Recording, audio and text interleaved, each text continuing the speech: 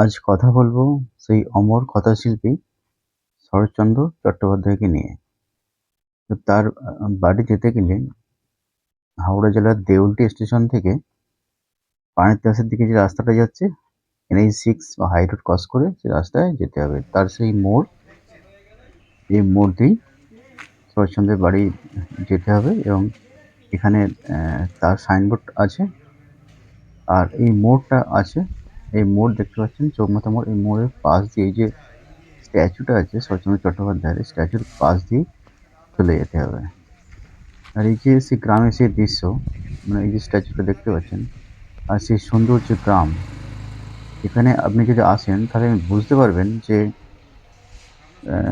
শরৎচন্দ্র চট্টোপাধ্যায় কেন এই স্থানকে বেছে নিয়েছিলেন তার সাহিত্য রচনার জন্য এবং বাকি তার জীবনের ১২ বছর এখানে তিনি কাটিয়েছিলেন। এই সেই রাস্তা, এই রাস্তা দিয়ে আমি তার বাড়ির কাছে এসে গেছি। আর সেই কাগজ ফুলের আ লাগানো আছে তার গেটে। উম আর তার গেটে দুটো শ্লোক আছে তার। এটাই তার বাড়ি এবং তার গেট, মেইন দরজা। তো এই শ্লোকগুলো লেখা আছে যা অমর। আ সেই শরৎচন্দ্র চট্টোপাধ্যায় তিনি এখানে ছিলেন। তো এখানে অনেক সাহিত্য তিনি রচনা করেছিলেন। আর এই যে তার বাড়িটা, খুব সুন্দর একটা বাড়ি। আর তিনি জায়গাটা কিনেছিলেন রূপনারায়ণ নদীর ধারে। আর এই যে পুকুরটা, এখানে তিনি মাছ চাষ করতেন। তো পুকুরটা দেখাবো। যে পুকুরের আশপাশে যে প্রকৃতি, অদ্ভুত সেই প্রকৃতি। তো সেটাও আপনারা দেখতে পাচ্ছেন। এই পুকুরটার ঘাট ঘাট দিয়ে নামছি। তো তিনি জন্মগ্রহণ করেছিলেন ১৮৭৬ সালে ১৫ই সেপ্টেম্বর। তো সেই সময়কার যে অনুভূতি বা সেই সময়কার যে সময়কালে যেরকম থাকে, তো তার একটা অনুভূতি আপনারা পাবেন যে এই পুকুরে তিনি মাছ চাষ করেছিলেন এবং দুটো নাকি মাছ ছিল। একজনের নাম কার্তিক, একজনের নাম গণেশ। তাদের নাকে নাকি নথ পরানো ছিল এবং তাদের ডাকলে নাকি তারা আসতো, তাদের খাবার দিতেন তিনি।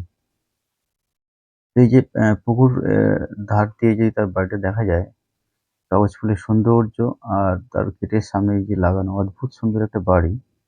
আর তার যে বাড়ির পাশে রাস্তা এবং পাঁচিল এবং অসংখ্য যে গাছপালা আছে সেগুলোও টানে। যে ১৯০০ শতকের সেই যে বাড়ি এবং সেই সময়কার যে সমাজ ব্যবস্থা, তো আপনারা এখানে এখানে এলে বুঝতে পারবেন যে, যে মহান সাহিত্যিক যিনি তার বেশিরভাগ সময়টাই দারিদ্র্য এবং অনেক কষ্ট, অর্থ অনটন, অনেক কষ্টের মধ্যেই কাটিয়েছিলেন। তো তারপরে তিনি এখানে এসেছিলেন এই রূপনারায়ণ নদীর সৌন্দর্য তাকে আকৃষ্ট করে এবং তিনি এখানে আসেন। এখানে তিনি অনেক সাহিত্য রচনা করেছিলেন। দেখতে পাচ্ছেন কত ধরনের গাছ এখানে লাগানো আছে। তার গল্পের একটা পেয়ারা গাছ ছিল, সেটাও এখানে আছে। সেটা হয়তো মারা গেছে, তার গুঁড়িটা আছে। তো এই যে উপরে যে বারান্দা দেখতে পাচ্ছেন দোতলা, এখানে তিনি এখান থেকে দাঁড়িয়ে, দাঁড়িয়ে প্রকৃতির দিকে তাকিয়ে তিনি লিখতেন। এখানে একটা এই বাড়ির একটা দরজা আছে, যেখান থেকে তিনি নদী দেখতে পেতেন এবং সেই নদী থেকে তিনি লিখতেন। তো এখানে যে এই সুন্দর যে বাড়ি, তো আপনি যদি আসেন তো দেখতে পাবেন যে অদ্ভুত সুন্দর বাড়ি। তিনি অসংখ্য সাহিত্য রচনা করেছিলেন। তো তার অনেকগুলো, প্রায় ৫০ টার মতো তার উপন্যাস বা গল্পকে নিয়ে সিনেমা তৈরি হয়েছে। যাতে অনেক আ মহান, মহান অভিনেতা-অভিনেত্রী অভিনয় করেছেন। উত্তম কুমার, সুচিত্রা থেকে অনেকেই, এবং হিন্দি অন্য ভাষাতেও দেবদাস হয়েছে, বাংলা ইত্যাদি। তো এই সেই বাড়ি এবং এখানে তার আ মৃত্যুর পর তার এখানে সমাধি রাখা আছে চিতাভস্ম এবং শুধুমাত্র তার এক ভাই এবং তার স্ত্রী মোক্ষদার এখানে সমাধি আছে। তিনি যকৃৎ রোগে, তার যকৃতে ক্যান্সার হয়েছিল। তিনি মারা গিয়েছিলেন ১৯৩৮ সালে ১৬ই জানুয়ারি রবিবার। বাংলা ছিল ১৩৪৪ দোসরা মাঘ। তো তিনি অমৃতলোকে চলে গিয়েছিলেন। তার যে বিখ্যাত গল্প এবং সাহিত্য উপন্যাসগুলো ছিল, তার মধ্যে ছিল বড় দিদি। নারীর মূল্য, কান কাটা, গুরু শিষ্য সংবাদ, মন্দির তার একটা গল্প ছিল যেটি পুরস্কারপ্রাপ্ত হন। শ্রীকান্ত, বিরাজ বউ, বিন্দুর ছেলে, পল্লী সমাজ, দেনা পাওনা,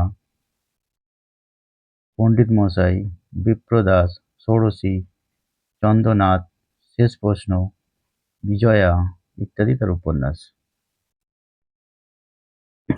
এখানে তিনি ছিলেন এবং এর পাশেই নদীটা আছে, রূপনারায়ণ নদী, যেখানে দাঁড়িয়ে আছি তার এই যে রাস্তাটা চলে গেছে, এখান দিয়ে গেলেই একটা নতুন পার্ক হয়েছে, এর পাশেই সেই নদী যা এর তটভূমিকে ছুঁয়ে আছে।